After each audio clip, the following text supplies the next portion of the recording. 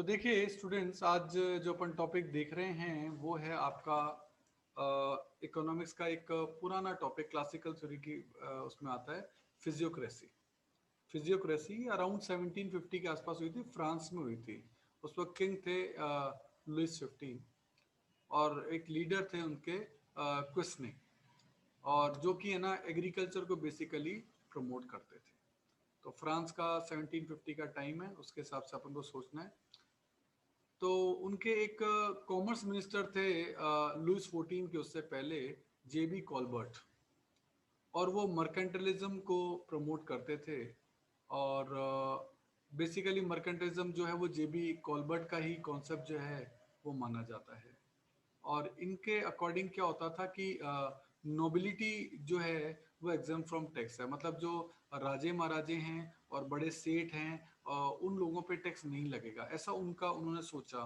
वैसे होना नहीं चाहिए, ये तो अमीर है, अमीर पे तो टैक्स लगना चाहिए, लेकिन उन्होंने कह दिया कि नहीं, नोबिलिटी जो नोबल लोग हैं उन पे टैक्स नहीं लगेगा। चर्च जो है वो भी अगर कोई इनकम कमा रही है उस पर टैक्स नहीं लगेगा। जो टैक्स बर्डन जो था वो बेसिकली फार्मर्स पे था, और इसी कारण फ्रेंच रिवोल्ट हुआ था। आपको पता होगा कि फार्मर्स जो है परेशान हो गए थे राजा से कि आप लोग तो टैक्स देते नहीं हैं, बड़े जो नोबल लोग हैं जो तुम्हारे घरानों से रिलेटेड जो हैं वो टैक्स देते नहीं है, केवल फार्मर्स पे आपने टैक्स लगा रखा है। तो जो कॉलबर्ट की जो थ्योरी थी उसके अकॉर्डिंग केवल फार्मर ही टैक्स देंगे, नोबिलिटी टैक्स नहीं देंगे, चर्च टैक्स नहीं देंगे, ऐसी उनकी थ्योरी थी।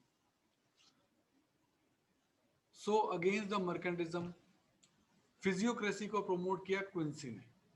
इन्होंने कहा कि यार एग्रीकल्चर जो है वो नेचुरल ऑर्डर है, और गवर्नमेंट को कोई इंटरफेयर नहीं करना चाहिए। जो है लेसेस फेयर, ये एक फ्रेंच टर्म है, लेसेस फेयर पॉलिसी होनी चाहिए, यानी गवर्नमेंट को कोई इंटरफेयर करना ही नहीं चाहिए।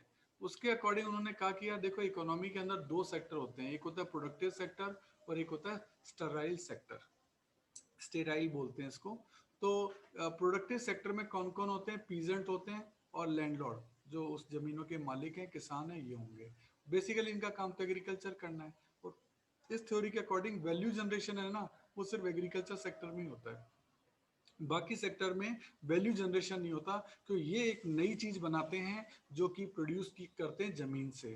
तो net product is generating bye agriculture, कहते हैं एग्रीकल्चर ही जो है प्रोडक्ट कर रहा है। और माइनिंग, माइनिंग भी क्या है, जमीन से चीज को निकालना है। तो बेसिकली इन्होंने चीजों को जो है वो जमीन से जोड़ दिया कि हाँ भाई, जो एग्रीकल्चर है या जो माइनिंग है ना, वैल्यू एडिशन इसी से होता है, वैल्यू जनरेशन इसी से होता है। और स्टेराइल सेक्टर जो है उन्होंने उसको मैन्युफैक्चरिंग माना, और उन्होंने कहा कि इससे कोई वैल्यू जनरेशन नहीं होता है, आप तो केवल ओनली कन्वर्जन कर रहे हो, आप कॉटन को कपड़े में बदल रहे हो, आपका कोई वैल्यू जनरेशन नहीं है, आप तो सिर्फ उसको कन्वर्ट कर रहे हो। तो वैसे तो यार देखो, कॉटन थोड़ी पहनी जा सकती है, पहनने के लिए तो कपड़ा ही चाहिए, तो डेफिनेटली वो भी एक नई चीज है। लेकिन इस थ्योरी के अकॉर्डिंग इन्होंने कहा कि नहीं, मैन्युफैक्चरिंग सेक्टर जो है वो केवल कन्वर्जन कर रहा है, उससे कोई वैल्यू जनरेशन नहीं हो रहा। सो उन्होंने उसको नॉन प्रोडक्टिव माना था। उस वक्त के हिसाब से उन्होंने कहा कि यार फैक्ट्रीज वगैरह तो नॉन प्रोडक्टिव है, इनसे कुछ नहीं होता, एग्रीकल्चर ही सब कुछ होता है। तो फिजियोक्रेसी के जो फीचर है वो क्या है कि it was based on the philosophy of natural order. Natural order यानी एग्रीकल्चर को प्रमोट करते थे। एग्रीकल्चर बेसिकली हमारा प्राइमरी सेक्टर होता है, जिसमें कि अपन नेचर से गेट करते हैं चीज़ों को, जैसे खेत में चीज़ों को उगाना या माइन से चीज़ों को निकालना, बाय नेचर हम चीज़ों को गेट कर रहे हैं, तो इसलिए इसको नेचुरल ऑर्डर भी कहा जाता है। Only agriculture is a capable of producing net product, कहता है जनरेशन ऑफ वैल्यू जो है वो केवल एग्रीकल्चर ही करता है, ऐसा इनका मानना था। वैसे आज के टाइम पे देखें तो फैक्ट्रीज हैं, जो मैन्युफैक्चर हैं वो ज़्यादा अच्छे माने जाते हैं। जितनी मैन्युफैक्चरिंग कंट्रीज हैं वो सबसे ज़्यादा डेवलप कंट्रीज हैं। एग्रीकल्चर वाले ज़्यादा डेवलप नहीं है, डेवलप वो हैं जो मैन्युफैक्चरर हैं। तो उस वक्त की थ्योरी के अकॉर्डिंग उन्होंने एग्रीकल्चर को, प्राइमरी सेक्टर को बहुत priority the.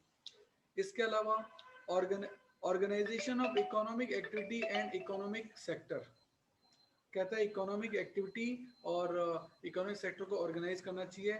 If give tools of analysis, मतलब ये बेसिकली क्या है कि ये कहते हैं कि है ना, इसको बहुत अच्छे ऑर्गेनाइज तरीके से काम को करना चाहिए, जिससे कि आपकी इकोनॉमिक एक्टिविटी बहुत अच्छी हो, आपका प्रोड्यूसिंग जो आपका प्राइमरी सेक्टर है उसमें प्रोडक्शन बहुत अच्छा हो, उसको अच्छे से अच्छे ऑर्गेनाइज लेवल में करना चाहिए।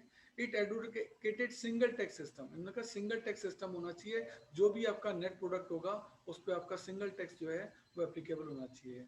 It was a great milestone economic thought, और ये इकोनॉमिक थॉट का एक बहुत बड़ा जो फंडामेंटल है वो माना गया था, क्योंकि उस वक्त के हिसाब से वो जो थ्योरी बनी थी उसमें ये चीज़ बहुत इंपॉर्टेंट थी कि जो एग्रीकल्चर है वही प्रोड्यूसिंग सेक्टर है, जो स्टेराइल सेक्टर है उससे मैन्युफैक्चरिंग जो है वो नहीं होती है, वो केवल कन्वर्जन सेक्टर है। और जो पहले कॉलबर्ट ने जो अपनी थ्योरी दी थी, और उन्होंने कहा था कि हाँ भाई नोबिलिटी पे और चर्च पे टैक्स नहीं लगना चाहिए, टैक्स बर्डन केवल फार्मर पे ही होना चाहिए। तो जो भी बातें गलत वगैरह सही जो भी थी थ्योरी के अंदर थी, ये सारा का सारा खेल जो है वो आपका फिजियोक्रेसी के अंदर बेसिकली आता है।